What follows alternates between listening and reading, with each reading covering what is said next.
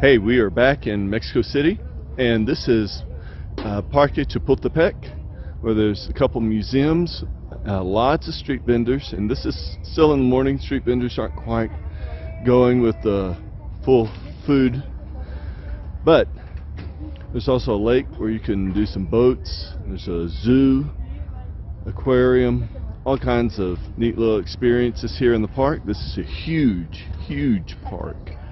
So I'll probably connect here in just a little bit, let you see a little bit more. Okay, so we are at the top of by the castle in Parque Chapultepec. So we're getting ready to go in, and of course we had to walk a steady incline, so I'm trying to catch my breath just for a second. And over here you see cannon. This is the castle that the Spanish used. Here we're right inside downtown Mexico City. Not in the federal district area, but just outside of it. And you can tell that we are uphill quite a bit because there's some of the cityscapes and we're pretty high up. This is from the castle area. Let me see if I can close in just a little bit so you can get a little better view of the city buildings out here. Alright, there will be more shortly. Alright, so this is a mural inside the castle, and then up on the ceiling inside the castle. And just so you know, I haven't said anything about the elevation in Mexico City. We're over 7,500 feet up, over a mile high. So that's another reason why I'm out of breath. Catch up later. Alright, this is from the top of the castle in Chapultepec Park, looking out across the city, Mexico City, and seeing some of the landscapes, the city views, and of course a helicopter going by. I'm sure you can hear that. Inside the castle is all kinds of paintings and frescoes of previous leaders of the city and generals. You might be into it, you might not, but it's really pretty neat. Okay, so what you're seeing here now is more of Chapultepec Park. We finished with our lunch and feeling much better, and so you see some of the boats and areas that you can get in the lake and enjoy the scenery. And of course in the background you see the cityscape, literally right outside downtown Mexico City. Got ducks, with little ducks right up here.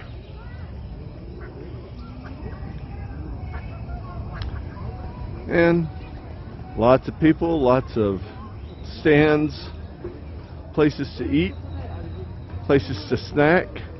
I'm going to pan around over here so that you can see some of the places over here. See there, right over there, there's some of the stands. Here's one right here.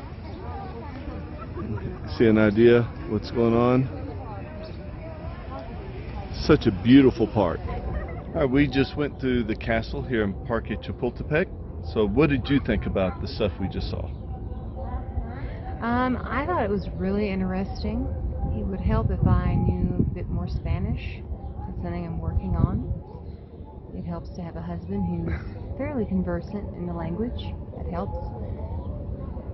The museum was really incredibly nice, and there was a lot of Spanish history that is represented there. So if you're really into that, you'll love it. You'll love this park and you'll love this museum. Museums are all over Mexico City.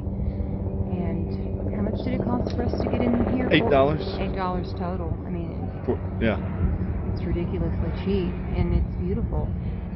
And I just really think it's cool. what we got to see was a lot of the history of the Spanish, and you see a representation of Spain and how they conquered the area. Of course, this is Mexico telling the history, so you're going to get a certain bent and flair, but it is good to understand their perspective. You get to see from very early 1500s all the way to modern day. It does help to know Spanish. Of course, Google Translate can help you with some of it, but the signal isn't real good inside the castle, so sometimes Google Translate doesn't work very well. But once you come out, you get the beautiful cityscape. The benefit of coming in June is that there is rain, and if you're not into rain, I understand, but what the rain does is that it cleanses the air, and the pollution is not near as bad. There's hardly any pollution. It rained really hard yesterday evening, so we get the benefit of clean air. It is just wonderful out here in the park. It is a little chilly in June and July. Then we were just talking to our Uber driver, and he was telling us that August and September are not as rainy, maybe a little bit, but it's a little nicer in the fall. So I'm going to turn, just let you see the cityscape here, and we will connect, probably show you some food that we're going to get. There's lots of street vendors. You might be able to hear them in the distance. There's the lake over here where you can do some paddle boats and other things over there. So we're going to go look around here in just a little bit. We'll see you in a bit. Some wildlife here in the park. These squirrels come right up to you.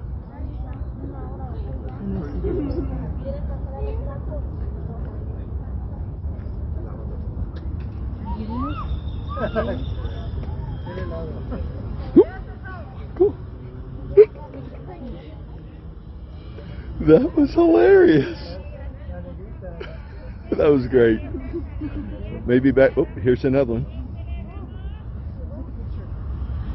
I'm getting video right now. Wait. He almost did. Here, there he is.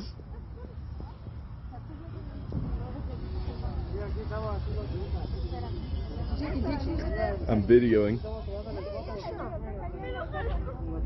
William, is about to taste a soup that he ordered called pollo pozole, chicken soup. Basically, that's what it is. pollo pozole. And what are the ingredients? What do you see here? Chicken. Chicken, lettuce or cabbage, hominy, and Beets. not beets. Is that jicama? No, I just went blank. Try it. Okay, so here's first taste. Put a little squeeze of citrus.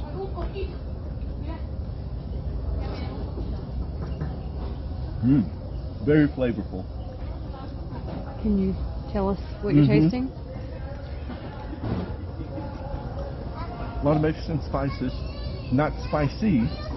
There's a tinge of spice, but very rich in flavor. And I think all the spices blend together. It's hard to determine exactly what the spice is, but if you want something that will help you stay warm and a lot of flavor, this is what you want. And you can dip it. And then of course you got these tortillas.